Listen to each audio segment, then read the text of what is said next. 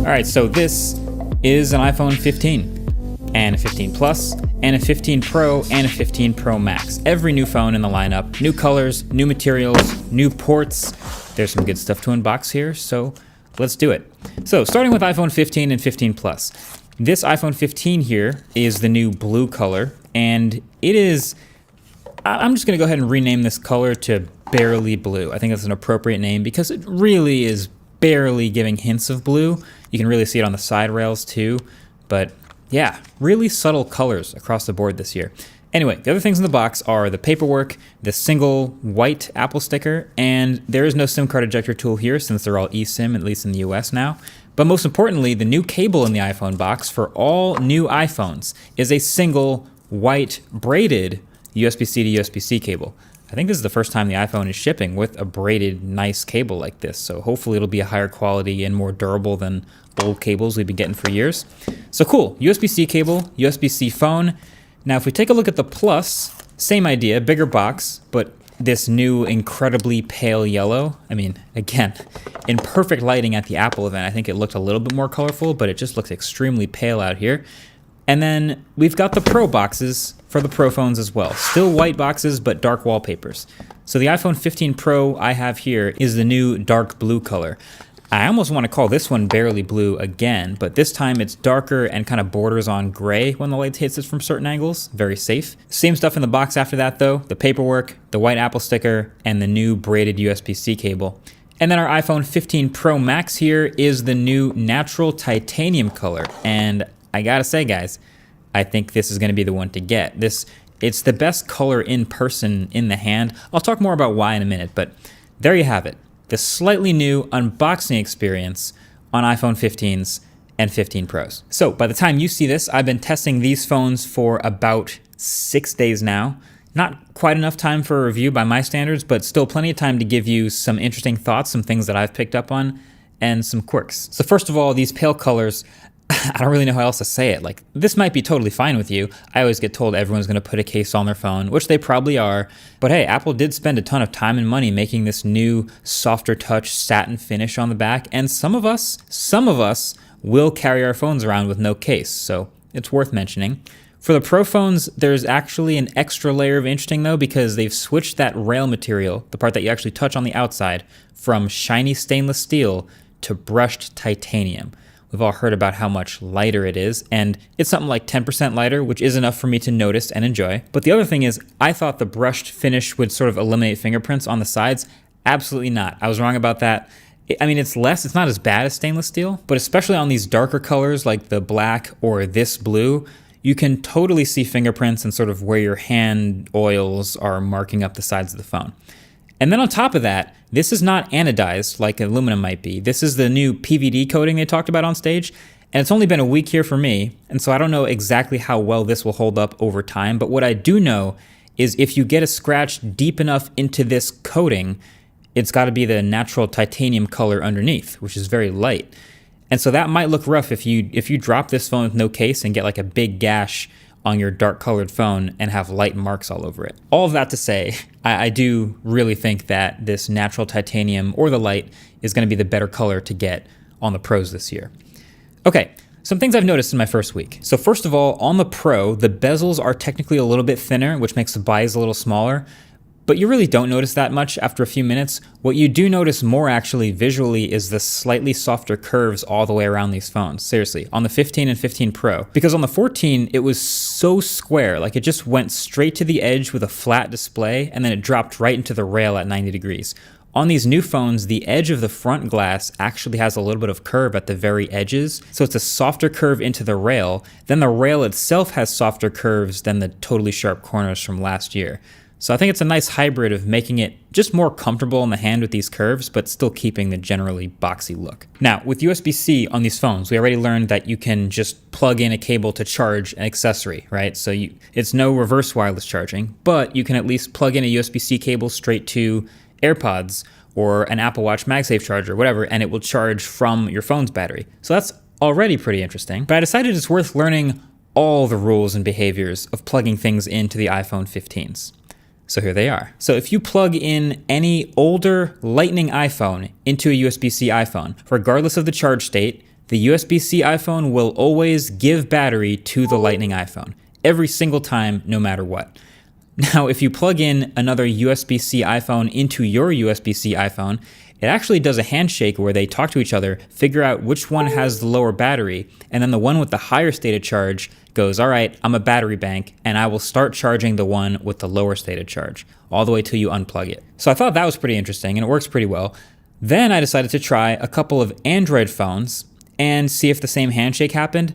Basically what we found is if you plug into your friend's Android phone who has more battery than you, and that phone has USB PD, it will actually act like a battery bank.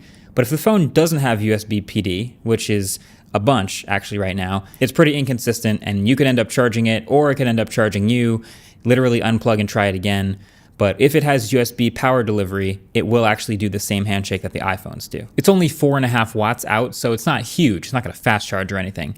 But it is ideal for accessories. You can literally use the cable in the box to charge up the new AirPods or whatever else you want to try. But yeah, you can rescue another smartphone in a pinch. So then the new action button on the Pros. I was very curious about this. I was not sure if it would have some restrictions or if there's some things that it wouldn't let you do. And it turns out I haven't been able to find any so far. It seems like it basically lets you do anything you want, and I'm very happy about that. I mean, this was a feature of a lot of Android phones in the past. There were some LG phones that did this, some Sony phones, I want to say some Asus phones.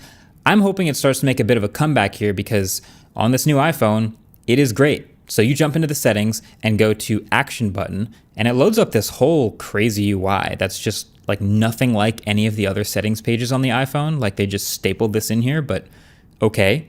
And as I showed you in the impressions video, you can do any number of pre-programmed things with this button. By default, it is still the mute switch that it replaces. And it has those two different haptic patterns, so when you mute it in your pocket, you know exactly what you're doing without even checking you did it correctly. But honestly, I don't know, I leave my phone on mute most of the time anyway. So you can also have it open up the camera in any of the camera modes, but then again, the camera shortcut is like right on your lock screen already, and I'm pretty used to that.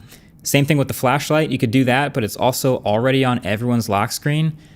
I like the voice memo trigger. It's actually pretty convenient because it immediately starts recording when you press and hold the button. But my favorite, by a mile, is the Siri shortcuts function because it basically lets you do anything else. You can stack up a bunch of different functions that are like location dependent, or you can have it call a certain contact or do certain things, or if you just want to literally open any app on your phone with zero lag. So it could be your to-do list app or your calendar app or just open YouTube with any one button press, whatever you want. For me, I'm going to map my action button on my brand new iPhone to the Google Assistant, the best assistant available on the iPhone. Also, Apple, if you're listening, I also wish you could map a double press or a triple press of the action button to a new specific function.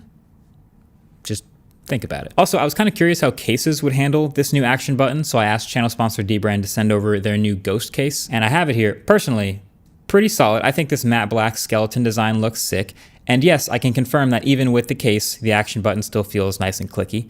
Now you might be thinking, all right, what's so special about this clear case? I've seen a million clear cases, and between the skeleton and MagSafe, there's a bunch of other stuff, but my favorite personally is, if you've ever owned a clear case before, you probably know that after a while it kind of ends up looking like this, just disgusting and yellow. But Dbrand has promised me that they've specifically engineered the Ghost case to be impossible to yellow. And they use those words themselves. So they actually give you like a lifetime case replacement guarantee if it ever yellows. So that's either a real promise or free cases for life, the way I see it. Either way, if you're interested, I'll leave a link below the like button if you want to check it out. That's the Dbrand Ghost case. Now, I've also been taking some pictures and videos with these new cameras to get a sense of how they perform. I will be taking many, many more, posting them on Twitter if you want to follow me there, Instagram as well. I also fully plan on shooting the next autofocus car channel video with this phone, so you already know you can go subscribe over there to see how the video looks, to hear how the microphones sound. One thing that they did mention in the keynote specifically was there was a new coating over the lenses that I immediately thought, oh, does this fix the horrible nighttime flare issues with the iPhone's video? First thing I did was go to a dark room, bring it out at night, shoot with some lights. No, it didn't fix it. Unfortunately, I'm sure the coating does some other great stuff during the daytime, but there's still flare issues, sadly. But also, lastly, I want to clarify the new camera behavior on the Pro phones. In the impressions video, I was a little down on the whole like 1x versus 1.2x versus 1.5x thing because I thought it was literally just a digital crop, which would be pretty pointless to me. But it's actually closer to a set of super res zoom presets that you can actually then digitally zoom between. I'll detail all of this in the full reviews, and here's some benchmark scores in case you're curious about that sort of thing for performance for the A17 Pro, which is actually new. But generally, I think that wraps up my second impressions, my second look now that I got them in the studio. Really, I feel like the base iPhone 15s, if you're thinking if you want to buy one of these or pre-order them, it's a bigger improvement than it seems on paper. Like, nothing is actually new here, but because it's bringing things from last year's Pro phone, it's actually a very solid phone. And then the Pro, it's a lot more interesting because there's some genuinely new stuff happening. I've seen new stuff with the cameras. Also, it seems like someone found out the batteries are slightly bigger across the board, which is good too. We'll see if that holds up. But generally, let me know what you want to see in the full reviews in the comment section below, because I will be working on those over the next couple days and weeks, and hopefully you'll see that soon. Either way, thanks for watching. Catch you in the next one. Peace.